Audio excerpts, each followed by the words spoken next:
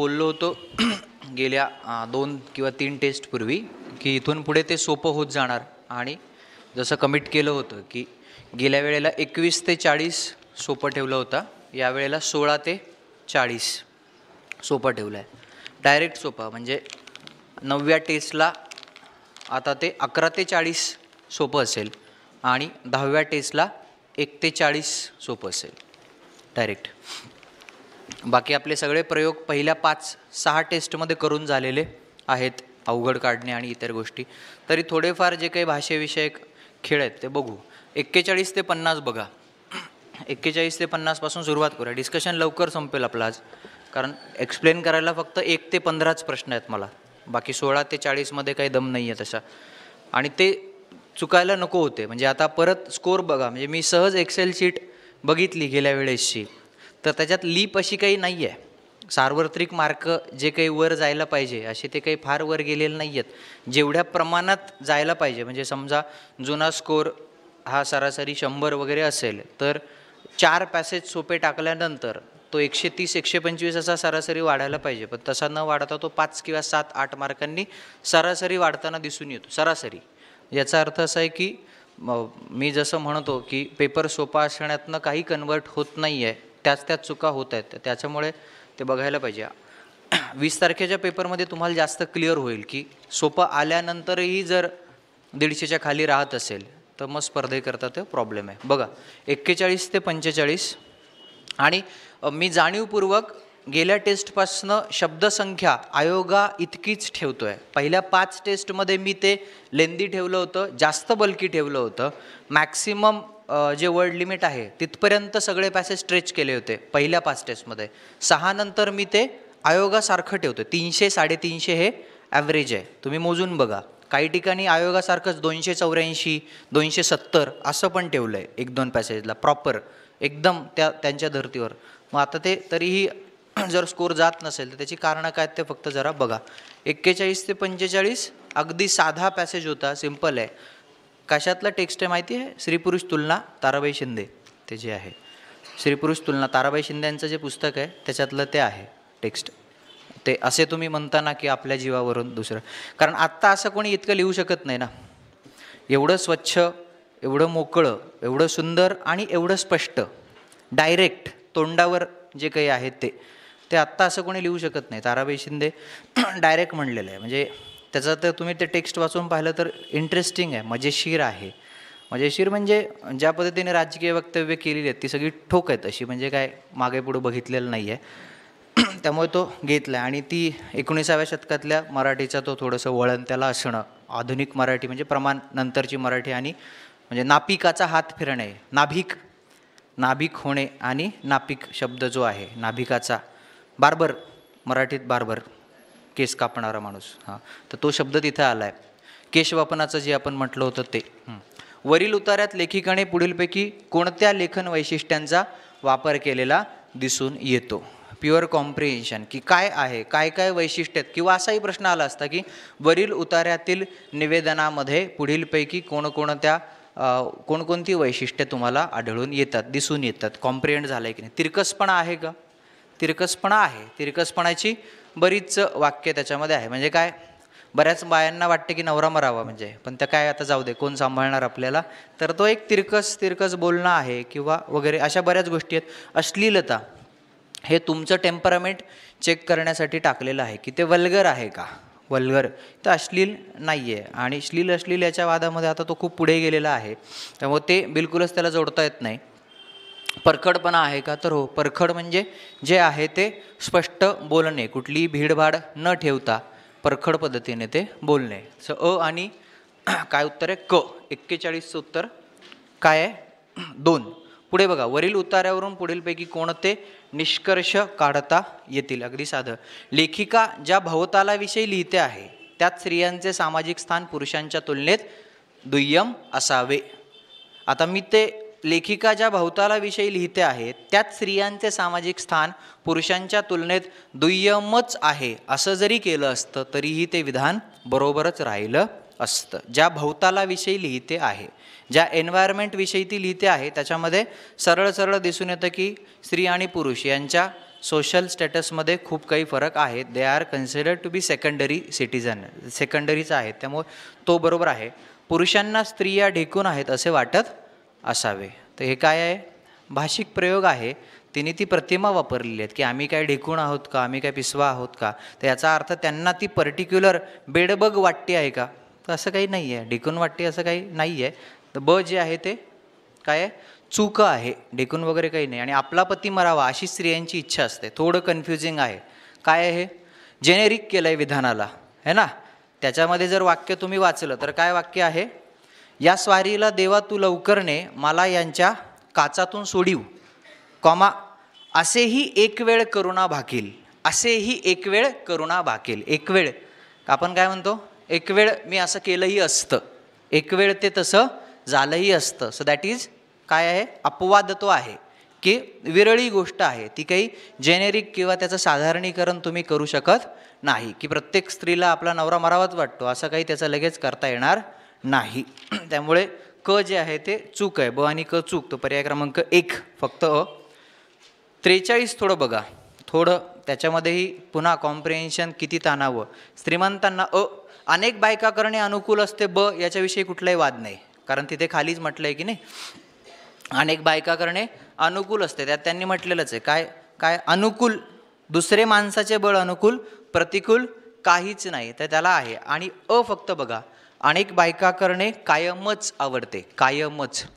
उतार्याच्या त्या शेवटच्या 2 ओळी वाचल्या तर काय आलंय त्याच्यामध्ये, जर तुम्ही नीट वाचलं काय म्हटलंय, यांची एक बायको मेली अगर ती बिचारी दुखनाईत आहे, तोच दुसरीची तयारी. सो एक नेसेसिटी कंडिशन त्या सतत देत चाललेल्या आहे की आधीच काहीतरी यांना प्रॉब्लेम पाहिजे असतो, मग दुसरी केली तर ते अनुकूल आहे आणि हवीच असते. पण दुसरे काय म्हटलंय, अनेक बायका करणे, शिवाय त्याच्यात काय आहे, अनेक हा शब्द येतो, म्हणजे द्विभार्या काय 3 भार्या असं ठीक आहे. अनेकमध्ये काय आहे की ते मल्टिपल होऊन जातं, पॉलिगॅमी होते आणि ते एवढं जेनेरिक तुम्ही त्याला खेचू शकत नाही. त्यामुळे अ येत नाही, फक्त ब ते येतं. 44 ज्या स्त्रीला पती मारावासा वाटतो पण ती तशी प्रार्थना करीत नाही, या मागचे कारण काय असेल. प्रॉपर त्याच्यात दिलेलं आहे काय, फक्त क, नवऱ्यामागे आपले कसे होईल याची काळजी असल्याने. वरचे अ आणि ब उतार्यात उल्लेख केलेला नाही. आणि आता मी हे शेवटाकडे आल्यावर परत परत सांगत बसत नाही की तुमच्या आतमधले आडाखे तिथे लावता कामा नये. आणि भाषिक थोडंसं आपण चेक करायचं ठरवलं की नवऱ्याच्या मृत्यूनंतर स्त्रीला कुरूप करण्यासाठीच्या कोणत्या कृतींचा उल्लेख ज्यानं तिचं सौंदर्य जातं, तर केशवपन, ठीक आहे, तिथे त्याच्यामध्ये ती सांगते की केस काढून टाकणे नापिकाकडून, आणि तिला लंकेची पार्वती करणे म्हणजे मराठी वाक्प्रचारांचा किंवा म्हणींचा जो काही उपयोग आहे तो, की ती सांगते की तिचे सर्व अलंकार काढून घेणे. तर याचं कॉम्प्रिहेंड आपल्याला लंकेची पार्वती करणे, ज्यांना मराठी भाषा येते यावी असं जे काही आहे ते. आणि तिला कपाळाला करंट म्हणजे विनोदी पर्याय, विनोदी अगदी म्हणजे करंट असा शब्द वापरलेला आहे. म्हणजे मी पुन्हा पुन्हा काय सिद्ध करण्याचा प्रयत्न करतो आहे, 7 टेस्ट झाल्या, आज 8वी आहे. आजही मला असा आत्मविश्वास आहे की बाहेर कोणीतरी मला हे विचारणार, इथं तर असा शब्द आहे तरीही तुम्ही ते का घेतलं नाही. तर माझं असं म्हणणं, तिथं करंट हा शब्द आहे आणि इथेही मी आता करंट हा शब्द वापरलेला आहे, तर मग का बरोबर द्यायचं. शब्द स्वतःला नुसत्या छापील माध्यमातून अर्थ देऊ शकत नाही, त्याला आवाज असतो. मी बऱ्याचदा सांगितलेलं आहे. त्यामुळे नुसता शब्द घेतला आणि इकडे घेतला तसं होणार नाही. अ आणि ब फक्त. इंग्रजी बघा. इंग्रजी, फ्रान्स काफ्का नावाचा महत्त्वाचा लेखक 20व्या शतकात होऊन गेला, जर्मनीचा जो आहे तो, प्राग. आणि त्याच्या महत्त्वाच्या ज्या गाजलेल्या कादंबऱ्या आहेत, ट्रायल कॅसल, त्या ट्रायलची ती सुरुवात आहे. के नावाचं त्याचं पात्र खूप फेमस आहे. के, त्याच्या सगळ्या प्रोटॅगनिस्टची नावं बऱ्यापैकी के अशी असतात. के हे एकच अद्याक्षर आहे आणि कॉम्प्रिहेन्शनला तो प्रॉब्लेम व्हावा म्हणून आपण ते टाकलं की मुळात विचित्र पद्धतीची नावं असणं आणि ती एखाद्या पात्राला दिलेली असणं, ह्याच्यातनं गोंधळ तो उडायला हवा. आणि विचित्र घटना आहेत, आपल्यासोबत होणाऱ्या ॲब्सर्ड घटनांविषयीचं ते चित्रण आहे त्या उतार्यामध्ये, त्याच्यातनं तो गोंधळ उडावा म्हणून तो निवडलेला पॅसेज. कारण 1 ते 7 मध्ये माझ्या माहितीप्रमाणे आपण फिक्शन नावाची गोष्ट पहिल्या 7 टेस्टमध्ये 46 ते 50 मध्ये टाकलेली नव्हती. सगळं वैचारिक प्रकाराचे निबंधच आपण घेतले होते, मग ते राजकीय असतील किंवा काय. तर फिक्शन थोडंसं आपण वापरूया आणि पुढच्या वेळेला 41 ते 45 मध्ये फिक्शनचा समावेश करूया. What were the reasons behind practical look of the person who came on the door. जो माणूस तिथे आला तो एमिनंटली प्रॅक्टिकल दिसत होता असं त्याचं वर्णन नॅरेटर करतो आणि मग तो सांगतो की याला इतके बटणं आहेत ना, याला इतके बकल आहेत, याला असा वेल ड्रेस्ड काय आहे, कोट आहे, स्लिम सूट आहे, ब्लॅक सूट आहे, फलानं फलानं, आणि मला तो काय वाटतो, प्रॅक्टिकल वाटतो आहे. मग याला प्रॅक्टिकल वाटण्यामागची कोणती कारणं दिली आहेत, तर त्याची जी कारणं मी एनलिस्ट केली असती तर ते बरोबर असतं. पण इथे दिलेली जी तिन्ही आहेत, ही ड्रेस्ड व्हेरी एक्सपेन्सिव्ह क्लोथ्स.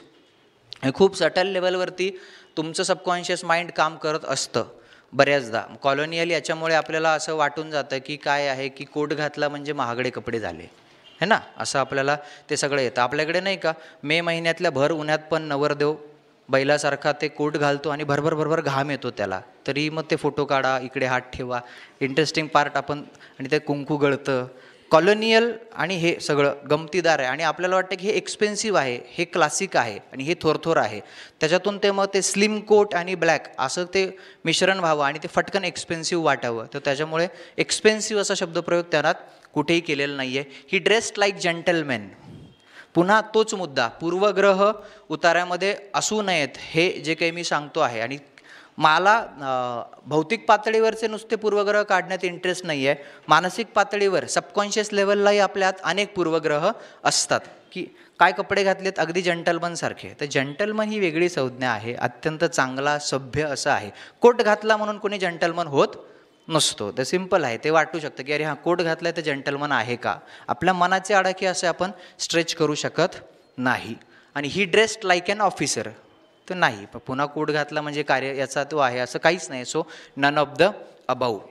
लक्षात येतं. इन्फरन्सेस समजून घेण्यासाठीचे काही चांगली उदाहरणं मला जी वाटतात ती ही आहेत की फटकन आपण सबकॉन्शियस लेवलवरती हां well dressed must be gentleman, well dressed आणि जंटलमन या दोन गोष्टी आपण एकत्र करून टाकतो. वेल ड्रेस्ड अँड एक्सपेन्सिव्ह आणि वेल ड्रेस्ड अँड ऑफिसर असं काहीही जोडलं जात नाही. आपल्या आतमध्ये जे पूर्वग्रह असतात की मास्तरनं टी शर्ट घालून येऊ नये, मास्तरनं कसं आहे मस्तपैकी सोबर पॅन्ट आणि मग तो चेक्सचा शर्ट नाही तर प्लेन शर्ट घालावं, दाढी चकाचक करून यावी तर मास्तर चांगला असतो. असे सगळे आडाखे स्टिरियोटाईप आहे ना, ते असे सगळे मोडून टाकायला पाहिजे. आणि ते बघायला काही माझ्या डोक्यात काहीच नाही आहे. वेल ड्रेस्ड मे बी गुंड असू शकतो, असूच शकतो. आता हे एवढे बसलेत की नाही, बंद गळा, किती कोट घालतात ते महागडे, तर हे सगळं आहे. त्यामुळे ते कुठलंच त्याला जोडता कामा नये. ॲना इज याच्यात मी चौथा पर्याय मुद्दा नन ऑफ द अबाऊ ठेवला आहे. प्रश्न सोपा झाला. जर मी चौथा पर्याय असा टाकला असता, काय आहे, सर्वंट ऑफ केज लँडलेडी, तर लक्षात येतं ना, ज्यांनी उतारा वाचला त्यांच्यासाठी मी बोलतोय. सर्वंट ऑफ केज लँडलेडी जर असा मी चौथा पर्याय टाकला असता तर तुम्ही केलं असतं का ते टिक.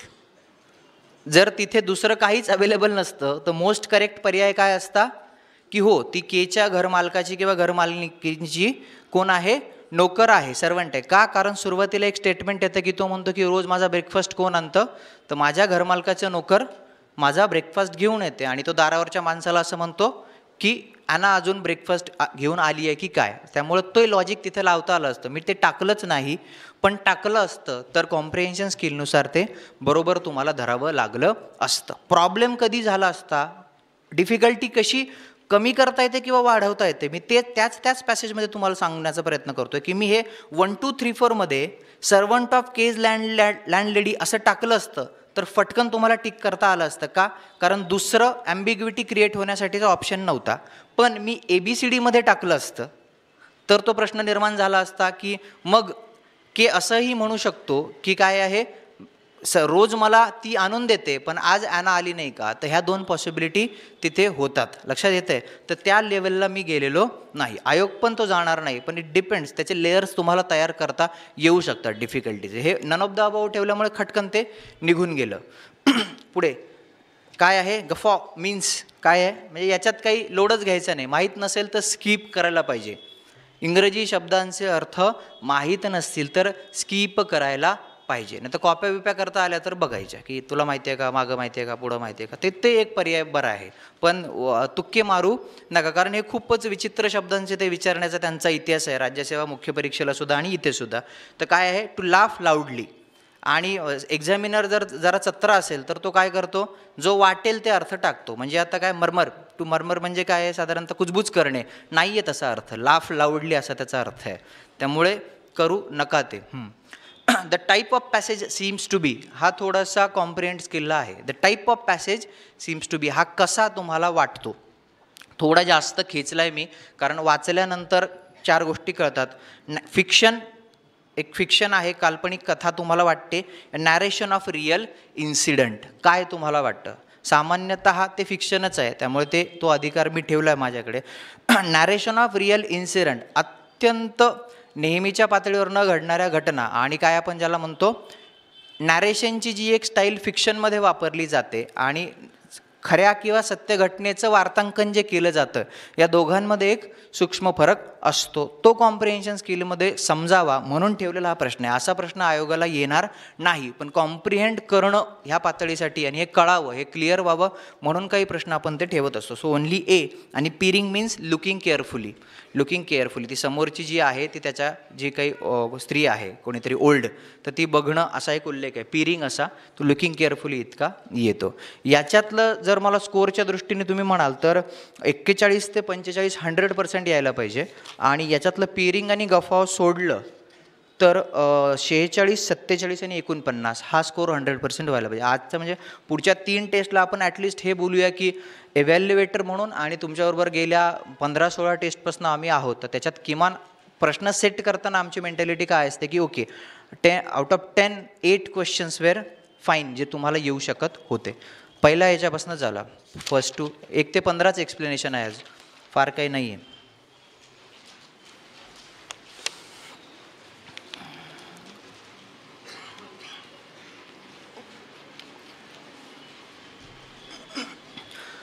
अनुवादाच्या बाबतीतही मी प्रत्येक लेक्चरला बोलत असतो, आणि तेही मागे एक बोलण्याचं सुटून गेलं माझं की बरेच लोक विचारतात की प्रॅक्टिस कशातनं करू.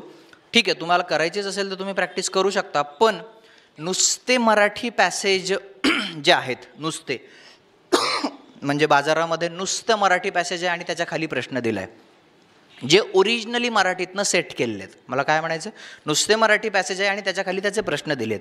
या पोझिशनमध्ये पॅसेज सोडवल्यानंतर थोडंसं वेगळं फिलिंग येऊ शकतं. त्याचं कारण काय, आयोगामध्ये ट्रान्सलेटेड व्हर्जन्स येतात. मला काय म्हणायचं समजतं आहे. आणि तिथे मग तुम्हाला प्युअर कॉम्प्रिहेन्शन स्किल जज करायला मिळतात नुसत्या मराठी पॅसेजमध्ये, कारण भाषेला नॅचरल टोन असतो. लक्षात येतं आहे का मला काय म्हणायचं. आणि ट्रान्सलेटेड व्हर्जन्सला जेव्हा तुम्ही डील करता तेव्हा तुम्हाला अनुवादाचा टोन समजून घ्यावा लागतो आणि त्याचबरोबर प्रश्नांचाही टोन समजून घ्यावा लागतो. त्यामुळे ती जी प्रॅक्टिस आहे ती वेगळी आहे. त्यामुळे शक्यतो सोडवायचं असेल तर आयोगाच्या धर्तीवर ट्रान्सलेटेड व्हर्जन्स सोडवण्याचा प्रयत्न केला पाहिजे, कारण मग त्याने इल्युजन तयार होऊ शकतं की ओके माझे कॉम्प्रिहेन्शन स्किल क्लिअर आहेत. आपल्याला कॉम्प्रिहेन्शन स्किल नुसते टेस्ट करायचं नाही आहेत, तर जे ट्रान्सलेशनची विविध व्हर्जन्स ती वापरली जातात, कारण त्याला चॅलेंज नाही आहे. पेपरच्या हॉलच्या बाहेर आल्यानंतर आपण चॅलेंज नाही करू शकत की हा अनुवाद प्रॉब्लेम आहे, हे यांना बरोबर करता येत नाही, यांना क्वालिटी ठेवता येत नाही. पुढे ते काहीच राहत नाही, पुढे फक्त प्रीचा निकाल राहतो आणि त्याला कशालाच काही चॅलेंज करता येत नाही. त्यामुळे टेक्निकली तुम्ही ते करत असताना ट्रान्सलेटेड झोन जे आहे, कारण मग अच्छा इकडे इंग्रजी वाक्य आहे आणि इकडे मराठी वाक्य आहे आणि कशा पद्धतीने हे खेळवलं गेलं. आज मी मुद्दाम अशा काही गोष्टी ठेवल्यात तिथे की इंग्रजी बघायला पाहिजे होतं, इंग्रजी बघायला पाहिजे होतं की मराठीमध्ये जाणीवपूर्वक असं स्लिप करून टाकले, सोडले ते आणि त्याचा अर्थ वेगळाच काहीतरी भलताच होतोय. लक्षात येते. तर तसे काही उदाहरण आहेत, त्या वेळेला आपण बोलू. ऐकत नसण्याची कारणे पुढीलपैकी कोणती, कुठली आहेत. आता हा 1 ते 15 मात्र मी प्रॉपर किचकट ठेवला आहे, सगळा पॅसेज वाचावा लागतो या हिशोबाने. वळलेले मन आणि पूर्वग्रह. आता ब पर्याय जो आहे तो प्युअर आयोगाची स्टाईल ज्याला आपण म्हणतो की नाही, मराठी भाषा वळवली तशी वळते. इंग्रजीमध्ये काय आहे, defect in hearing. Defect in hearing जेव्हा मी इंग्रजीतनं वाचतो तेव्हा मला स्पष्ट कळतं की हा फिजिओलॉजिकल प्रॉब्लेम आहे, बहिरेपणा. लक्षात आहे, जेव्हा मी इंग्रजी शब्द वाचतो तेव्हा काय आहे, डिफेक्ट इन हिअरिंग, ऐकू येण्याच्या शारीर प्रक्रियेमधला दोष. ही गोष्ट मला त्वरित साऊंड होऊ शकते जर मी इंग्रजी वाचत असेल थोडंफार तर. आता याचं क्लिअर कट ट्रान्सलेशन जर मी केलं असतं तर काय, ऐकू येण्यातला दोष. बरोबर आहे, ऐकू येण्यातला दोष. तरी देखील मी थोडंसं त्याला सोपं करण्यासाठी ऐकू येण्याच्या प्रक्रियेत दोष असणे, ऐकू येण्याची जी प्रक्रिया आहे त्याच्यात दोष असणे असं ते घेतले. त्यामुळे इंग्रजी बघून हा प्रश्न सोडवायला पाहिजे होता. याचं उत्तर काय, अ आणि कच आहे, कारण त्याला फिजिकल प्रॉब्लेम असा मला द्यायचाच नाही आहे. तुमच्या लक्षात येतं आहे.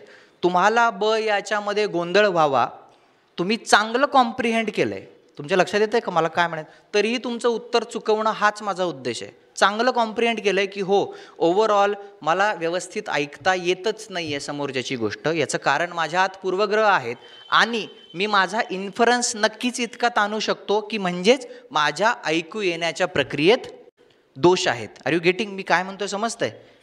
जे काही प्रॉब्लेम आहेत, पूर्वग्रह नावाचा प्रॉब्लेम आहे किंवा ट्विस्टेड माइंड नावाचा प्रॉब्लेम आहे किंवा बायसेस एखाद्या बाजूकडं झुकलेलं असणं हा माझा प्रॉब्लेम आहे, काहीही असू द्या, समोरच्याचं बोलणं ऐकून घेण्यासाठी मला याच्यापासून लांब जावं लागतं आहे आणि जाता येत नाही आहे. ह्याचं कारण मग काय? ह्याच्यामुळे काय होतं आहे? मला ते ऐकता येत नाही आहे, म्हणजे माझ्या ऐकू येण्याच्या प्रक्रियेत उतार्याच्या निवेदकाच्या मते दोष आहेत. हे अत्यंत बरोबर आहे, पण इंग्रजीचा टोन डिफेक्ट इन हिअरिंग असाच आहे. हिअरिंग असा शब्द आहे, लिसनिंग असा नाही वापरला मुद्दाम मी तिथे. शब्द जर पाहिलं तर काय आहे, आपण जेव्हा म्हणतो की हिअरिंग डिसॅबिलिटी, लक्षात येतं आहे इंग्रजीमध्ये ज्या अर्थाने तो शब्द वापरला जातो तसा तो वापरला गेलेला आहे, त्यामुळे ते केलं आहे. आणि म्हणूनच आयोगात अशा गोष्टी होतात ज्याची संख्या किमान 5 ते 6 असते. अशा गोष्टी होतात, हे टिपिकल आयोग आहे.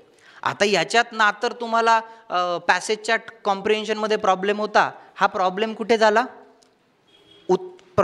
हे जे काही पर्याय सेट केलेत त्याच्या भाषा शैलीमुळे तो झालेला आहे. बरं, एवढं कोणी फोडून देणार नाही की ऐकू येण्याच्या शारीरिक प्रक्रियेत दोष असणे, लक्षात येतं आहे. त्यामुळे हा तिथल्या तिथं रिअल टाईममध्ये घेतला जाणार निर्णय की अच्छा इंग्रजीमध्ये क्लिअर कट हे साऊंड होतं आहे आणि असं हे करायचं नाही आहे. So answer is A and C. वरील उतार्यावरून पुढीलपैकी कोणते निष्कर्ष काढता येतील? आता 1 ते 15 मी भाषा देखील सारखी वापरलेली नाही. जे कॉम्प्रिहेंड होतं आहे त्याच्यावरनं त्याचे सिनोनिम घेऊन भाषा वापरली आहे. काय म्हटलं आहे? त्यांच्या अस्मितेमुळे वृद्ध लोकांमध्ये वेगळ्या कल्पना रुजणे अवघड असते. वृद्ध लोकांमध्ये त्यांच्या अस्मितेमुळे असंही मराठी भाषिक प्रयोग करता येतो, बरोबर आहे ना? वृद्ध लोकांमध्ये त्यांच्यात असलेल्या अस्मितांमुळे नवीन कल्पना रुजवणे अवघड असते, असं सुंदर मराठी वाक्य आहे. पण त्रास द्यायचा असेल तर ते कसं केलं जातं? म्हणजे असा माझा तुमच्या बाबतीत प्रश्न सोडवताना प्रश्न असा होतो की मी आधी त्याला चांगल्या मराठीत ट्रान्सलेट करतो, मग मी त्याला वाईट मराठीत कन्वर्ट करतो, कारण ते वाईट मराठी करतात. लक्षात येतं आहे का? की आधी व्यवस्थित ट्रान्सलेट करायचं, मग त्याला मोडायचं आणि मग ते कर्ता कर्म क्रियापदांचा क्रम बदलायचा. म्हणजे हा सगळा घाणेरडा प्रकार चालू आहे, कारण आयोगाच्या धर्तीवर आम्ही टेस्ट सिरीज घेतो असं आम्ही सांगतो ना, त्यामुळे मग वाईट मराठीच वापरायला लागेल. वृद्ध लोकांच्या अस्मिता ज्या आहेत, अस्मिता म्हणजे आयडेंटिटी, आयडेंटिटी म्हणजे तिथे एक शब्द आला बघा, काय लगाव असा शब्द वापरला आहे त्यांनी, आहे ना. यशाचं, अपयशाचं आणि त्यांचं लॉंगिंग असे 3 शब्द तिथे आहेत की ते जे कोणी आहेत their existence in this world असा शब्द आहे इंग्रजी वाचणाऱ्यांसाठी आणि मराठी लोकांसाठी. अस्मिता हा शब्द तुमच्या आयडेंटिटीशी जोडला जातो. हू यू आर, मी मराठी असल्याचा मला अभिमान आहे ना, आहे. मी फलाना फलाना असल्याचा मला अभिमान आहे. मग बघतोस काय ते जे आहे की नाही मागं लावतात तुम्ही, तर ते काय आहे? ती सगळी अस्मिता आहे. वू एम आय, जी की माझी आयडेंटिटी आहे, त्या आयडेंटिटीमुळे मला समोरच्याचं ऐकता येत नाही. आणि वृद्ध लोकांमध्ये ती जास्त असते, कारण त्यांचं बरंचसं आयुष्य गेलेलं असतं आणि त्याच्यामुळे त्यांच्या अस्मिता कशा झालेल्या असतात? घट्ट झालेल्या असतात. तर त्यामुळे त्यांच्यात नवीन कल्पना रुजवता येत नाही आणि त्यामुळे त्यांना समोरच्याचं ऐकताच येत नाही. तर तो मधला पॅसेज जो आहे तो ते सांगतो. So A is correct. खरोखरीचे ऐकणे तुम्हाला व्यावहारिकरित्या यशस्वी करते. आता इथं देखील इंग्रजी पाहायला पाहिजे की अरे हे व्यावहारिकरित्या हा शब्द इथं वापरला आहे, तर मग इंग्रजी काय आहे? Real listening makes you successful in materialistic manner. Materialistic जड, आता याला मी जडवादी केलं असतं तर ते जास्त त्रासदायक झालं असतं, त्यामुळे मी व्यावहारिक केलं. याच्यामध्ये कुठेही या पॅसेजचा टोन व्यावहारिक यश आणि व्यावहारिक अपयश, की बाबा हां तुम्ही नीट ऐकलत समोरच्याचं तर 4 पैसे मिळतील, तुम्ही यशस्वी व्हाल, आहे ना. मार्केटमध्ये जे ना यश तुमच्या हातात असे जे पुस्तकं येतात की नाही, एका रात्रीत जिंका फलानं, है ना, हे असं करा, ही जी काही मार्केट ओरिएंटेड आहे ही काय व्यावहारिक खपाऊ नावाच्या गोष्टी आहेत. आणि ही जे काही पॅसेज सांगतोय तो ओव्हरऑल समजून घेणं, समोरच्याचं म्हणणं ऐकून घेणं, ह्यासाठी काय काय गरजेचं असतं आणि तुम्हाला त्या नवीन कल्पना समजणं याच्यामध्ये काय प्रॉब्लेम असतो. सर मी गेले 5 वर्ष फलानं पुस्तक वाचतो आहे आणि सडनली तुम्ही हे पुस्तक सांगितलं तर आता मला तुमचं ऐकून घ्यायला खूप त्रास होतो आहे. का? कारण माझ्या आतमध्ये बायस आहे, लक्षात येतोय. तर तो बायस आहे आणि हे समजावं म्हणून ते तो व्यावहारिक यश अपयशाशी तो जोडलेला नाही आहे, म्हणजे लगेच मिळणारा इन्स्टंट फायदा याच्याशी ते जोडलेलं नाही आहे. सो फक्त अ. प्रचाराचा हेतू काय आहे? प्रचाराचा हेतू, आता इथे फक्त आपण आउटर इनर असं नेहमीचा प्रकार तो केलेला आहे की प्रोपागंडा बाह्य जगामध्ये प्रचाराचा हेतू वेगवेगळा असतो. तुमची माथी भडकवणं, फलानं करणं हे सगळं असतं. याच्यामध्ये फक्त एवढंच म्हटलं आहे की तुमच्यावरती इम्प्रिंट करायचं आहे. मग ते तुम्हाला शहाणं करण्यासाठी पण प्रोपागंडा असू शकतो इथे पॅसेजमध्ये. ठीक आहे. प्रोपागंडा हा शब्द बऱ्याचदा निगेटिव्ह कनोटेशनने, नकारात्मक अर्थानेच वापरला जातो. पण इथं आपल्याला तसा निष्कर्ष काढता येत नाही की एखादं पर्टिक्युलर एखादी बाब ह्याचं तुमच्यावरती इम्प्रिंट करण्यासाठी प्रोपागंडा नावाची गोष्ट परत परत परत परत रिपीट जे आहे ते केलं जातं. त्यामुळे इथे तुम्हाला मूर्ख बनवणे असं तिथे ध्वनी होत नाही, तुम्हाला भक्त बनवणे असं कुठेही होत नाही. आता हे मोदी आणि यांच्यामुळे तो शब्द रूढ झाला आहे, ते आला असेल कोणाला तर म्हणून टाकलं. आणि तुम्हाला छपाई यंत्र बनवून टाकणे नाही, तर ते प्रिंट हा शब्द आल्यामुळे तसं ते केलं. So answer is none of this. Fourth one, पुढीलपैकी कोणत्या बाबी तुमच्या मनावर परिणाम करू शकतात? दोन्ही है ना, ज्या तुम्ही जाणीवपूर्वक ऐकता आणि जाणीवपूर्वक ऐकत नाही. आता जाणीवपूर्वक ऐकता असा थेट उल्लेख उतार्यात केलेला नाहीये, पण उतार्यात उल्लेख जो आहे त्याच्यात वाक्य आहे even you are not listening it consciously, असा उल्लेख आहे. बरोबर. Even you are not listening it consciously म्हणजे भलेही तुम्ही ते जाणीवपूर्वक ऐकत नसाल. म्हणजे याचा अर्थ काय? तुम्ही जाणीवपूर्वक ऐकत असाल तर ते इम्प्रिंट होणारच आहे, पण अजाणतेपणी जरी ऐकत असाल तर तरीही तो इम्प्रिंट होतो. त्यामुळे दोन्ही अ आणि ब. शेवटचं, जर आपण खरोखरच ऐकले तर त्याचा परिणाम काय होईल? इफ यू लिसन रिअली, खरोखर तुम्ही नीट ऐकलं तर काय आहे त्यात म्हटलेलं आहे? You may dislike it, you may like it, you may resist it, है ना. तुम्हाला खरोखरच तुम्ही सगळे पूर्वग्रह बाजूला काढून ऐकलं की बाबा हा मास्तर आहे आणि हा सांगतो आहे की 2013ला हा प्रश्न आला होता, 15ला असा अनुवाद होता, 17ला असा होता, 18ला असा होता. मन निरभ्र करून ऐकलं आणि हा असा प्रॉब्लेम आहे. नाही मिळत जादूच्या कांडीसारखं उत्तर. ओके, हे नाही आवडणार, अरे जाऊ दे, म्हणजे माझे सगळे भ्रम तुटले. कदाचित you will resist me, nonsense आहे, याला काय अक्कल आहे, असंही होऊ शकतं. But you will find a truth की ओके हे असं आहे आणि हे असंच डील करावं लागतं की एम लक्ष्मीकांतच आहे, काय पर्याय नाही असं. तर हे जे काही आहे तर ते you will find a truth, you may dislike it, you may like it or you may oppose it. आता तिथे रेजिस्टन्स हा शब्द आहे, पण मी इथे त्याला अपोजमध्ये कन्वर्ट करून घेतलेला आहे. प्रतिरोध करणे, त्याला विरोध करणे या अर्थाने ते आहे. सो आन्सर इज अ, ब आणि क. पुढे बघा. आता 6 ते 10 मध्ये जो आहे ना, हे खूप रिसेंट आहे, अगदी काल परवाचं आर्टिकल आहे हे इंडियन एक्सप्रेसमधलं. ते US मधले जे एक्सपोर्ट कंट्रोल रेग्युलेशन सगळे येत आहेत इंडस्ट्रीवर की एक्सपोर्ट कसं करायचं आहे ट्रम्प ॲडमिनिस्ट्रेशनचं. तर आता ह्यातला मराठीतला जो पहिला पॅसेज आहे ना त्याचं ट्रान्सलेशन बघा. शेवटच्या ज्या 2 ओळी आहेत पहिल्या पॅसेजच्या त्या वाईट ट्रान्सलेट केल्यात, अगदी वाईट ट्रान्सलेट. बघा ते काय म्हटलं आहे की प्रस्तावित निर्यात बंधने ही अमेरिकन कंपन्यांच्या आधीच्या प्रभावाला कमी करतील, ज्यात एक मोठी गोष्ट आहे आणि जी त्यांच्या उद्योगावर आदळणार आहे कृत्रिम बुद्धिमत्ता. अगदी फालतू ट्रान्सलेशन आहे ते, फालतूच ठेवलं आहे ते. का? कारण तिकडे तसंच आहे इंग्रजीमध्ये, लक्षात येतं आहे. असं धरलं, उचललं आणि मशीन स्टाईलनी ट्रान्सलेट करून ठेवलं. त्यांना म्हणायचं काय आहे त्याच्यामध्ये?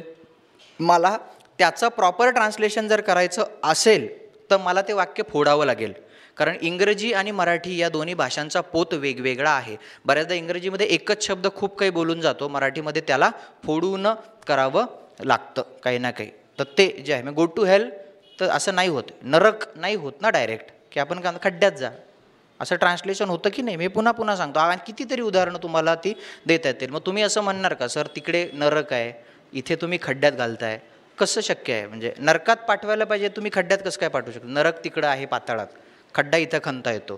तर लॉजिक नाही आहे, भाषा नावाची गोष्ट. तर इथं आता त्याचा अर्थ काय आहे की अमेरिकेच्या सगळ्या इंडस्ट्रीवरती हे नियम आदळणार आहेत. ते आधीची तिची सगळी प्रगती जी आहे तिला खीळ घालणार आहे आणि सगळ्यात मोठा धोका जो त्यांना दिसतोय तो कशावर आहे? आर्टिफिशियल इंटेलिजन्सवरती आहे, असा त्या वाक्याचा अर्थ आहे. आणि तो धोका सगळ्यात जास्त आता कोणाच्या दारावर येऊन बसलाय? मोस्ट प्रिसाइजली आर्टिफिशियल इंटेलिजन्सला, असं ते इंग्रजीमध्ये त्यांना म्हणायचं आहे. पण ती ठेवण इंग्रजीतली स्मॉल आहे, पण ती तशीच्या तशी ठेवल्यामुळे ते कन्फ्युजन तिथे क्रिएट झालेलं आहे. ते ट्रान्सलेशनचं मी ते सांगतो आहे. म्हणजे मला परत अगदी फार तळमळीने ही गोष्ट तुम्हाला तुमच्याबरोबर शेअर करावीशी वाटते आणि तीच महत्त्वाची आहे. माझा त्याच्यावर विश्वास आहे, म्हणून मी सतत ते बोलत असतो की translation is the key issue and not the comprehension skill. पेपरमध्ये ट्रान्सलेशनचा पोत समजून घेणं ही यशाचं गिमिक आहे. कॉम्प्रिहेन्शन स्किल किती भारी किती वाईट याच्यापेक्षा ट्रान्सलेशनचा पोत काय आहे तो कळत असेल तर मला वाटतं त्या प्रश्नांच्या उत्तरापर्यंत जाता येईल. दुर्दैवानं सुदैवानं वेगवेगळी माणसं त्या प्रोसेसमध्ये इन्व्हॉल्व असल्या कारणानं त्याला युनिफॉर्मिटी राहत नाही आहे 1 to 40 और 1 to 50. त्यामुळे तुम्ही स्विच होता की हा पॅसेज सोपा आणि हा पॅसेज अवघड. लक्षात येतं आहे का तुमच्या मला काय म्हणायचं? आणि ते तसं होतं आहे तर ते जरा फक्त बघायला पाहिजे आणि ते पटकन तुम्हाला भापता यायला पाहिजे. बाकी सगळं फुल आहे तर ते जरा बघा की ट्रान्सलेशन कसं केलं आहे, काय दर्जाचं केलं आहे. कारण किमान एक माणूस एक पॅसेज ट्रान्सलेट करत असेल ना तिथे तर त्या पॅसेजभर तरी ती युनिफॉर्मिटी राहते. म्हणजे पॅसेजच्या पहिल्या शब्दापासून पॅसेजच्या शेवटच्या शब्दापर्यंत त्या माणसाची शैली त्या अनुवादामध्ये रिफ्लेक्ट झालेली तुम्हाला दिसते आणि त्या ट्रान्सलेटरची शैली एकदा कळली की त्यांनी काढलेल्या प्रश्नांची उत्तरं पण आपल्याला समजायला मदत होते. वरील उतारावरून कोणते निष्कर्ष काढता येतील की उतार्याच्या लेखकाच्या मते सिलिकॉन खोऱ्याच्या आंतरजालावरील रॉंग आहे. तो लेखक नाही आहे, तो कोण आहे? हां, त्यातले इनसायडर आहेत कोणीतरी त्यांच्या मते. असं डायरेक्ट फॅक्च्युअली रॉंग आहे. उताराच्या आधारे हे लक्षात येतं की अमेरिकेतील नवीन निर्यात नियमांची अंमलबजावणी सुरू झाली आहे. रॉंग आहे. नाही, खाली तो काय म्हणतो? अजून ते सुरू व्हायचं आहे, लोकांची मतं यायची आहेत. म्हणजे आज तारीख किती हे आम्हाला माहीत नाही, पण अजून सुरू झालेलं नाही आहे एवढं नक्की. सो दोन्ही नाही. चीन काय आता बघा इंटरेस्टिंग आहे हे. चीन साम्यवादी राष्ट्र आहे हा आपला नेहमीचा खेळ की बाहेरचं ज्ञान असेल तर ते लावायला नको, त्यामुळं क बाद होतं. शत्रू या शब्दावरती ते येतं. आता शत्रू व्यापार युद्ध असा शब्द त्यांनी वापरलेला आहे. एनेमी नावाची एक गोष्ट आहे. म्हणजे भारत आणि चीनचं पण व्यापार युद्ध आहे का? तर आहेच आहे ना. सॉफ्ट पॉवरचं सगळं तुमचं चाललेलं आहे. भारत आणि US आहे का? तर आहेच आहे. सगळं चाललेलंच आहे. पण मग ते एनेमी आहे का? नाही. जोवर तुम्हाला स्पष्टपणे एनेमी आणि फ्रेंड असं काही म्हणत नाही तोवर ते करण्यात अर्थ नाही. मी सगळ्या उतारा वाचून ते सांगतो. सो ओनली ए, फक्त अ. जॅक क्लार्क यांच्या मते नवीन निर्यात बंधने अमेरिकेतील यंत्रणेला खीळ घालतील. अ.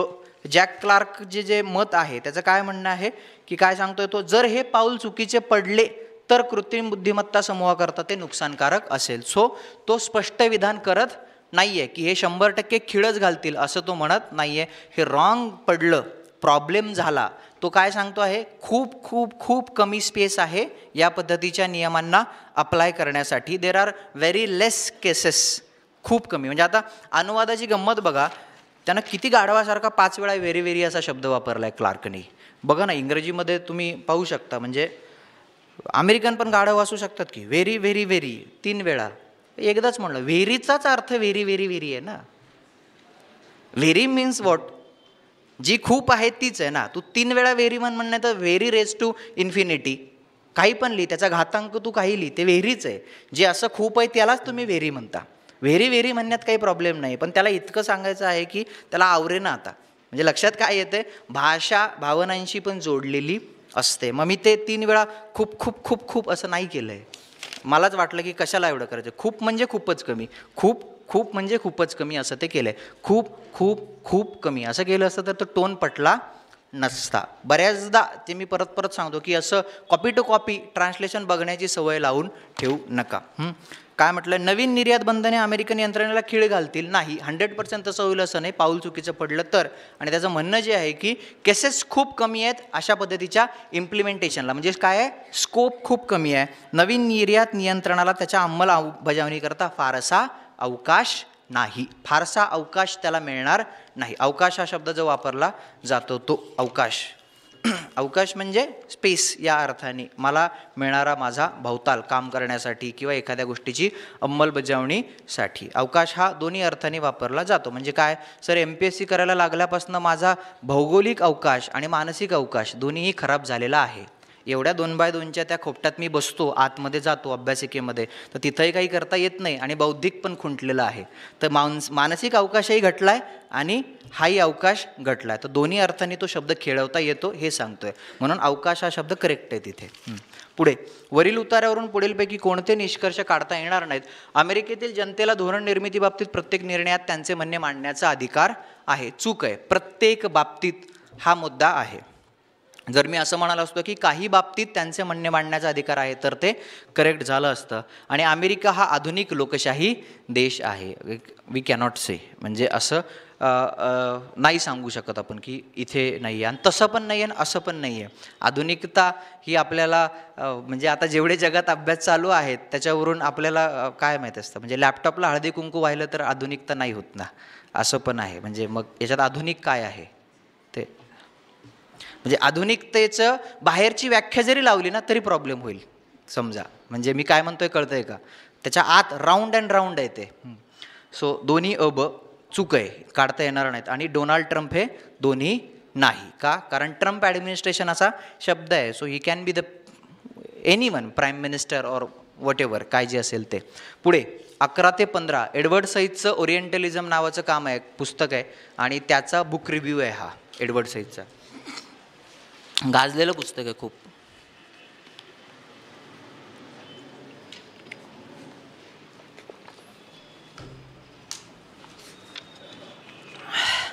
वरील उतार्यावरून पुढीलपैकी कोणते निष्कर्ष काढता येतील? एडवर्ड सईद यांच्या मते पूर्व ही संकल्पना युरोपियनाने शोधली आहे. सिली मिस्टेक होण्यासाठीची डायरेक्ट जागा नाही असं नाही आहे. तिथे बघा काय वाक्य आहे.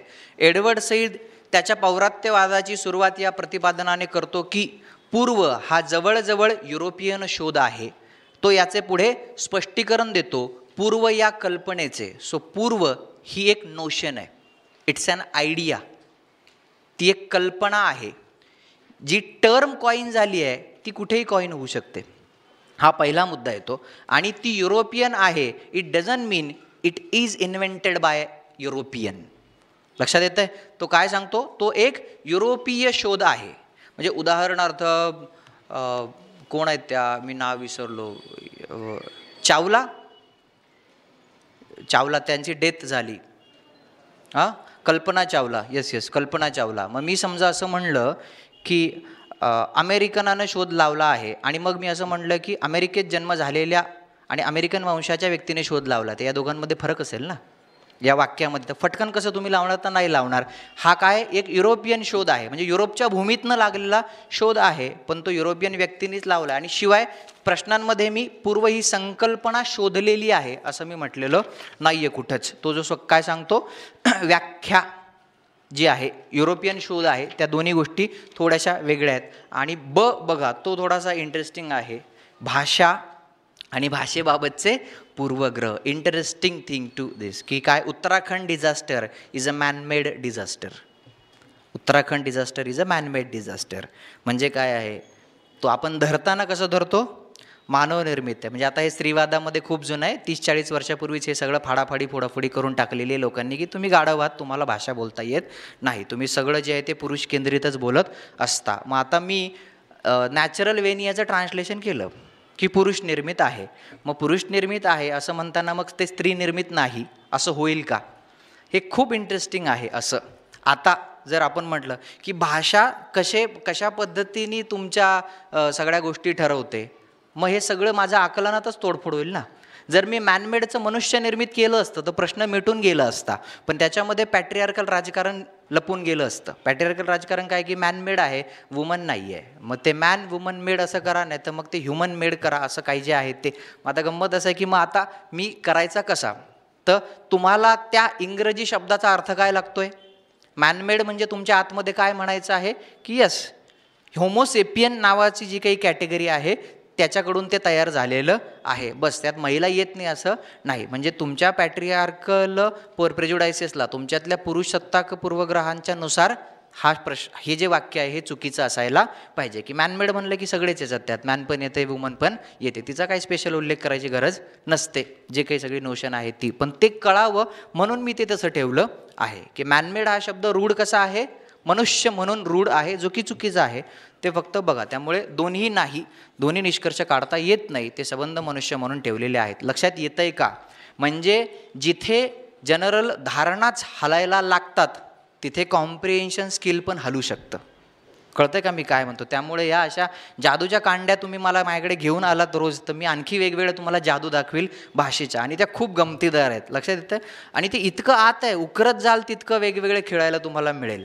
म्हणजे मला काय करायचं आहे की अरे ह्या मास्तरनं समजा असं आहे की डोकं असं हे गेलं, आता मी कशावर विश्वास ठेवू? तर कशावरच नाही हेच मला म्हणायचं आहे.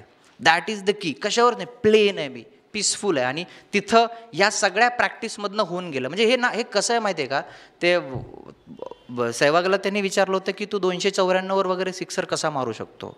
तो म्हणला आय डोंट थिंक की 294 आहे. नर्वस 90बाबत ह्यांचं जे होतं ते माझं होत नाही. हे किती वेळा तिथं 92लाच आउट होतं बुवा, तर मला काय ते तसं काही होत नसतं. मग मी मारून देतो. मग ते कधी कॅच जातो तर कधी काहीतरी होतं, म्हणून मी 3 वेळा मारू तरी शकतो. आणि फक्त मग मी नेटमध्ये मारतच राहतो. So it's about the process. You do it and it will happen automatically. If you think it deliberately, तुम्ही त्याला खूप असं विचार करत गेला, आडाख्यांच्या याच्यामध्ये घासत गेला, तर ते हातात येणार नाही आहे. 10 टेस्टमध्ये जेवढी प्रॅक्टिस होईल आणि पुढे 1-2 असे पेपर सोडवा की त्याच्यामधून ते कळलं आहे मला ते पुटअप करता येत नाही आहे सर. सक्सेसचा रूल काय की how I got 170 in CSAT, but ते झालं आहे तिथून माझ्याकडून. लक्षात येतं आहे मला काय म्हणायचं आहे? बाकी काहीच नाही आहे, चान्सच नाही आहे. तुम्ही जर त्याला नियमांच्या याच्यात चौकटीत बसवायला गेलात तर ते पडणार आहे. मी जेन्युइनली सांगतो. बघा, सईद यांच्या मते रूपके आणि वास्तव अभिन्न असते. रूपके आणि वास्तव, चुक्की बरोबर ते वाक्य येतं. बघा काय त्यांनी सांगितलंय, मेटाफर्स आणि इतर गोष्टी काय काय म्हटल्यात त्यांनी. Images, ideas and representation and actual material reality, there is no separation. दुसऱ्या पॅरेग्राफमध्ये जे येतं की इमेजेस जे काही आहेत, सेपरेशन, तुमच्या आयडियाज ज्या काही आहेत आणि रिप्रेझेंटेशन जे काही आहे, मग उदाहरणार्थ त्यांनी संहितांच्या बाबतीत हे म्हटलेलं आहे. पुस्तकांच्या बाबतीत, साहित्याच्या बाबतीत त्यांनी या सगळ्याचा अभ्यास करत असताना पुस्तकं उघडली आणि त्या टेक्स्टचा अभ्यास केला. त्या टेक्स्टमध्ये जी प्रतीकं, ज्या प्रतिमा, जे वापरलं जातं ते वास्तवाशी जोडलेलं असतं. ते तुम्ही वेगळं करू शकत नाही. लक्षात येतं आहे? म्हणजे उदाहरणार्थ सईदला हे म्हणायचं आहे की तुम्ही अलिफ लैला जर बघत असाल तर त्याच्यामध्ये जादुई गालीचे असतं है ना, किंवा सिंदबादची जी गोष्ट आहे तो म्हणतो की या अल्ला कर मदत, अशी तलवार नसते. But there is a desire for power जी रिॲलिटीमध्ये असते. असं 2 गोष्टी आहेत. आणि मग तुम्ही रिॲलिटीपासून पूर्णपणे तोडू शकत नाही. मग ते कितीही तुम्हाला आभासी वाटत असेल, तुम्ही ते कट करू शकत नाही. हे कॉम्प्रिहेंड झालं असेल तर हे वाक्य 2 मिनिटात येतं की रूपक आणि वास्तव हे अभिन्न असतात, इनसेपरेबल असतात. So this is correct. वास्तवातील सत्ता संस्था आणि वास्तविक भूमीवर अस्तित्वात नसलेल्या सत्ता संस्था या दोन्ही पौरात्यवाद्याच्या निर्मितीत हातभार लावतात. डायरेक्ट जसंच्या तसं वाक्य आहे, फक्त मी ते फिरवून घेतलेलं आहे. रिअल पॉवर इन्स्टिट्यूशन आणि डिस्कसिव्ह पॉवर इन्स्टिट्यूशन्स या दोन्हींमधनं ओरिएंटलिझम नावाची गोष्ट उदयाला आलेली आहे. म्हणजे थोडं ते समजवून घ्यायचं असेल तर 2 मिनटात ते एक्सप्लेन करतो की कॉलोनियलिझमनी काय केलं, वसाहतवाद इथं आला आणि इथं आल्यानंतर एकतर बळाचा पण वापर केला, पोलिसिंगचा पण वापर केला, सगळं पॉवर पण लावलं, आणि दुसऱ्या बाजूला मग ते ना व्हाईट मॅन्स बर्डन की तुमचं सगळं करायचं ते आम्हाला आमच्या डोक्यावरती ओझं आहे, आणि गोरे कसे चांगले असतात, काळे कसे वाईट असतात, आणि एक प्रकारचं पॉवर स्ट्रक्चर थेरॉटिकली उभं करायचं आणि एक प्रकारचं पॉवर स्ट्रक्चर इथं तुमच्यावरती थेट तुमच्या अंगावरती टाकायचं. जसं हे म्हणतात की संस्कृत ही देववाणी आहे, तुम्हीच वापरा मग ती असं देव, आणि तुम्हीच मंदिरात वापरत जातं. तर एकीकडं ते करायचं आणि दुसऱ्या बाजूला काय आहे, इकडून मारत जायचं लोकांना. तर हे दोन्ही गोष्टी आहेत. आणि मग त्याच्यातनं एक गोष्ट उदयाला येत चालते. तर तसंच त्यांनी म्हटलं आहे की कॉलोनियलिझमनी हेच केलं आहे की एक फिजिकल लेवलवरचं पॉवर स्ट्रक्चर आणि दुसरं जे आहे ते डिस्कोर्समध्ये ठेवायचं, आणि या दोघांतनं पौरात्यवाद येतं. हे त्या ओळीतच म्हटलेलं आहे. हे मी फक्त जास्त एक्सप्लेन केलं. So A and B correct. जगातील समकालीन संशोधन टिंबटिंब आहे यापैकी नाही, कारण ते सईदचं मत आहे. कंटेम्पररी रिसर्च सईदचं मत आहे. एडवर्ड सईदचं मत आहे की सध्याचं रिसर्च असा आहे. मी त्याच्या मागे पुढे काहीच लावलेलं नाही आहे. बेसिक रूल आहे आपला. आणि पौरात्य व्यक्ती स्वतःबद्दल लिहिताना पश्चिमेच्या चौकटीवरच का अवलंबून असते, तर काय कारण तसे केल्याशिवाय ते स्वीकारले जाणार नाही. पश्चिमेच्या चौकटीतच सगळं बोलायला पाहिजे जे आहे. आणि पौरात्यवाद काय असावे असे तुम्हाला वाटते. इथं पण मी थोडंसं ते स्वातंत्र्य घेतले, कारण पहिल्या ओळीतच ते येतं काय, in his introduction to orientalism. Introduction म्हणजे त्याच्या प्रस्तावनेत किंवा त्याच्या सुरुवात करताना तो काय म्हणतो की ओरिएंटलिझम. तो ओरिएंटलिझम काय आहे, दोन्ही असू शकतो, त्याच्या मल्टिपल शक्यता तिथे टाकलेल्या आहेत. नेक्स्ट 16 आता एकदम सोपे आहे. तिथे फक्त जिथे काही प्रॉब्लेम असेल त्याच्याविषयी बोलू आपण. मॉडेलिंग आणि इंडियन वर्कफोर्समधला वुमेनचा सहभाग, इंडियन एक्सप्रेसमधलं किंवा मिंटमधलं आर्टिकल असेल, मला आठवत नाही. मॉडेल स्त्रिया या काय आहे, इथे पण पूर्वग्रह पॅसेजनुसार काय म्हटलंय, बहुतांश कष्ट करणाऱ्या असतात, कारण त्यांच्या कष्टाविषयीचं वर्णन ते येतं, त्या सुंदर असतात, हे तुमच्या डोक्यातलं वाक्य. ठीक आहे. हां, वाईट स्त्री असतात असं कुठेही येत नाही. ते पण असेल तर ते तुमच्या डोक्यात किती काय काय सडलेलं असतं ते तुम्हाला कळून जाईल. माझ्याकडे याची ते आपोआप कळेल, अरे आपल्या डोक्यात काय चालू असतं, तर ते आहे. वाईटही नसतं, उलट त्याच्यात त्यांनी म्हटलं की सोशल टॅब्यूजच्या विरुद्ध त्यांना संघर्ष करावा लागतो आणि सुंदर असतात असं ते ॲस्थेटिक मेंटेन करायला काय काय करावं लागतं त्याच्यासाठीचं त्यांनी ते दिलेलं आहे. शिवाय सुंदर काय असतं याच्यावरही वाद आहेत. आणि आयोग काय प्रश्न टाकतो तुमचे, गेल्या वर्षीचा GS2चा पॉलिटीचा एक मेन्सचा प्रश्न मला आठवतो, त्याच्यामध्ये त्यांनी फिमेल TV अँकरची नावं दिली होती आणि त्याच्यात त्यांनी म्हटलं होतं की या आकर्षक आहेत. हा तुमचा आयोग आहे, म्हणजे हा त्याचा दर्जा पण आहे. GS2 ओके फाईन, तुम्हाला लक्षात असेल तर 3-4 त्यांनी म्हटलं होतं की यांच्याविषयीची कुठली विधाने सत्य आहे, तर ते म्हणले की या सुंदर दिसतात वगैरे. बरोबर आहे. हां, मेन्स दिलेल्या लोकांना माहीत असेल तर त्याचा तो दर्जा आहे. त्यामुळे ते किती सिरियस आहेत ते प्रश्न काढण्याबाबतीत हे तुम्हाला माहिती आहे. ते मेन्सला तसा प्रश्न आलेला आहे. तर ते बघा, उतार्याच्या लेखिकेच्या मते महिला कामाच्या क्षेत्राबाहेर का राहतात, एकच आहे, लग्न, असं त्याच्यात त्यांनी म्हटलेलं आहे. लग्न आणि आणखी काय दिलं आहे, आय थिंक मातृत्व ते जे आहे, तर मग बाकीचं असंच आहे. वरील उतार्यावरून कोणते निष्कर्ष काढता येतील, दोन्ही नाही. अर्थव्यवस्थेची वाढ झाली तरी त्या येऊ शकल्या नाहीत हे कारण, आणि आळशी असतात कारण त्यांना घरी बसायला आवडते वगैरे, हे असंच दिलेलं आहे. सो दोन्ही नाही. उतार्याच्या लेखिकाच्या मते काय, पहिलं विधान करेक्ट आहे. याच्यामध्ये मी कन्फ्युजन क्रिएट करू शकलो असतो जर मी असं विधान टाकलं असतं. तर बघा, सोपं आणि अवघड याच्यातला फरक मी असं म्हणालो असतो, जर विवाहित स्त्रियांना त्यांच्या जबाबदाऱ्यातून मुक्त केले तर कामाच्या क्षेत्रात त्या जातील, तर त्या कामाच्या क्षेत्रात जातील. हे विधान चूक असतं की बरोबर असतं? रॉंग असतं, कारण त्याच्यात फक्त ती काय म्हणते शेवटी, जर मी त्यांना मुक्त केलं तर मग तरीही त्यांचं उत्तर सेमच राहील काय, याचा अर्थ तिला हे सुचवायचं आहे की ड्यू टू काय house hold responsibilities she is not joining the workforce. There are chances, कदाचित ती उद्या हे करू शकेल. त्यामुळे शकेल, पॉसिबल असे वाक्य ठेवलेले आहेत. मॉडेल्स का संघटित होऊ शकले नाहीत, कारण त्याच्यामध्ये काही इथे दिलेलं नाही. पुढे ओरान पामुकचा इंटरव्ह्यू आहे, तो बघा. नोबेल विजेता लेखक तो आहे तुर्कीचा. उतार्यात सांगितल्याप्रमाणे पुढीलपैकी कोणकोणते लेखक हे सपाट वास्तववादी होते, अ आणि क, बाकी काहीच नाही आहे, डायरेक्ट प्लेन आन्सर आहे. वरील परिच्छेदाचा लेखक हा थोडासा इंटरेस्टिंग आहे. कट्टर आहे का, कट्टर आहे का नाही, तो म्हणतो की मला पोर्ट्रे करतात आणि मी आहे त्यापेक्षा, म्हणजे मी कदाचित 0 इतका कट्टर असू शकतो ना. सिम्पल आहे. त्याच्यामुळे त्याच्या भाषेचा पोत काय आहे की मी कट्टर फिट्टर काही नाही आणि मी पॉलिटिकली मूर्ख देखील नाही. लग्न झालेली व्यक्ती, कारण त्यात पार्टनर असा शब्द येतो. मग ते आपल्याला लगेच असं वाटतं की पार्टनर आहे तर ते कसं काय बुवा असं. मग ते टिपिकल जे आहे की नाही, टिपिकल इंडियन माइंडसेट, की मग घरात पार्टनर आहे तर मग कसं काय असं, लग्नच झालेलं असायला पाहिजे. म्हणजे ते संस्कृत साहित्यशास्त्रामध्ये एक असा संस्कृतचा श्लोक आहे आणि तो त्याच्यामध्ये असं म्हणतो की साहित्याचा उद्देश काय असतो, तर त्या संस्कृत श्लोकात त्यांनी लिहिलेलं आहे, प्रेयसीचा प्रेमळ उपदेश किंवा प्रेयसीचं करमणूक असं ते येतं. आणि मग मराठीतल्या समीक्षकांनी आता प्रेयसी कसं लिहायचं म्हणून बायकोचा प्रेमळ उपदेश असं करून टाकलं. ते मूळ संस्कृत पाहिलं तर लक्षात येतं की नाही ते तुमच्यापेक्षा जास्त प्रॉपर होते, मॉडर्न होते. तर ते तसंच आहे की लग्न झालेली व्यक्ती नाही, पार्टनर हा शब्द आहे तेवढंच ते ठेवा, माहीत नाही. भूत आहे तर काही नाही, ते भूत हा शब्द त्याने वेगळ्या याने वापरलेला आहे. क्रिएटिव्ह फोर्स या अर्थाने भूत वापरला आहे. कोणत्या काळातील, अगदी 90च्या दशकाच्या मध्यानंतर, 1 by 1 तिथे आहे. कोणत्या लोकांकडे सामाजिक वास्तववादी प्रारूप होते, कोण आहे फक्त, ए आणि डी, स्टेनबेक आणि गॉर्की. आणि उतार्याच्या लेखकाला काय व्हायचे नव्हते, अ, ब आणि ड, कुख्यात व्हायचे नव्हते की होते हे काही तो सांगत नाही. पुढे सुनीता नारायणचं आहे दिल्लीच्या याच्यावरती, काय, हरीश साळवे ठाम कृती करण्याची विनंती केली, त्याचा परिणाम काय झाला, अ, ब आणि क तिन्ही आहेत. आरोग्य सुधारलं, देशात पण झालं आणि CNG वाढलं. कधीपासून, 2007. PM 2.5 हृदयात जात नाहीत, फुफ्फुसात खोलवर जाऊ शकतात, फक्त 1:1 कनेक्शन आहे. पुढे काहीच केलेलं नाही, मी हातच लावलेलं नाही आहे जाणीवपूर्वक.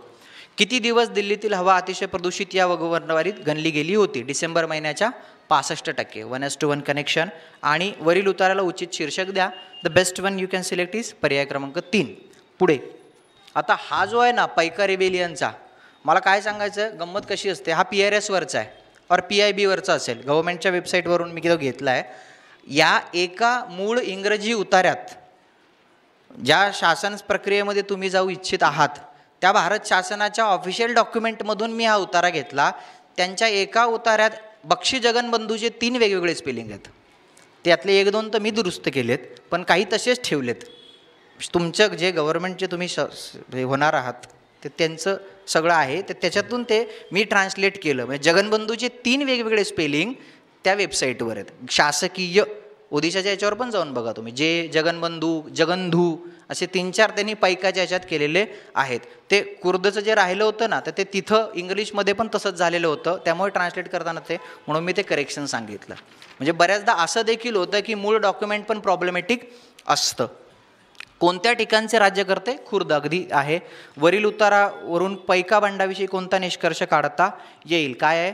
फक्त ब आहे. ते विशिष्ट वर्गाने केलेलं नाही आहे, कारण शेवटच्या उतारात काय म्हटलं आहे, त्याच्यामध्ये अनेक एलिमेंट नंतर आलेले आहेत, अनेक लोकप्रिय त्यात येतात. कोणाच्या नेतृत्वाखाली लढा दिला? जगबंधू विद्याधर. अगदी साधं आहे. करंटमध्ये पण ते चालू आहे ना, पैका रिबेलियनला पहिलं स्वातंत्र्य संग्राम तुम्ही माना वगैरे आहे. असा काहीच पहिला काही स्वातंत्र्य संग्राम काही नाही आहे. 1857चे स्वातंत्र्य समर वगैरे पण फालतूगिरी आहे सगळी, असं काही नाही आहे. पहिला स्वातंत्र्य समर वगैरे नाही. There was no nation, no freedom struggle and there was no sense of nation. So it was अगदी जुनंच आहे. ग्रोवर वाचलं तरी कळतं, त्याला काय जास्त डोकं लावण्याची पण गरज नाही. आता हे काय आहे, तिकडे ममता बॅनर्जींनी पण ते सुरू केलं होतं आणि एक रिजनलिझम वाढत होता. तो प्रत्येकाला त्याची रिजनल आयडेंटिटी पाहिजे. रिजनल आयडेंटिटी पाहिजे म्हणजे इतिहास उकरायला लागतो. इतिहास उकरला की भूतं बाहेर येतात आणि ती भूतं तुम्हाला मदत करतात राजकारणामध्ये. मग तुम्ही इतिहासाला असं तोडून मरडून त्याला तुमच्या पद्धतीने मॅन्युप्युलेट करता. It was a local rebel जो स्वतःच्या याच्यासाठी झालेले आहेत, जसे ट्रायबल आहेत, जसं हे आहेत. 19th सेंचुरीमध्ये अनेक रिबेलियन आहेत, तर ते त्यांनी घेतलं आहे. पण करंटला बघा ते येऊ शकतं. पुढीलपैकी कोणाचा संघर्ष हा निर्दयी पद्धतीने? जय राजगुरू, 1:1 कनेक्शन. आणि ब आणि ड काय काय आहे? मद्रास आणि बंगाल. 1803 ते त्यांनी केलेलं आहे. याच्यामध्ये इंटरेस्टिंग आहे, ट्रान्सलेशन करताना मी क्रम फिरवला फक्त. इंग्रजीमध्ये त्यांनी म्हटलं आहे की टेकन होल्ड जे काही आहे स्वे 1803, तर मराठीमध्ये मी मुद्दाम असं तोडून टाकलं की 2 मिनटं तिथे अशी चाळवाचाळव व्हावी, पण ते ऑलरेडी तसं घेतलेलं आहे.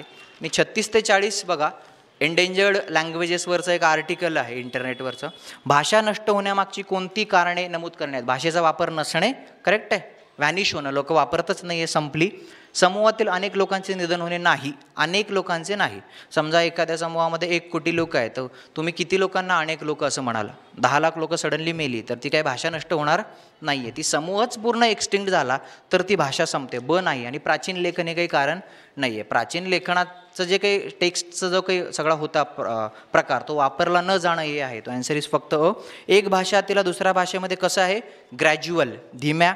डेन्मार्कची देशी भाषा कुठली आहे? डॅनिश. तिथं स्पष्ट त्यांनी म्हटलेलं आहे की डॅनिश बरोबरच तुम्ही वापरता.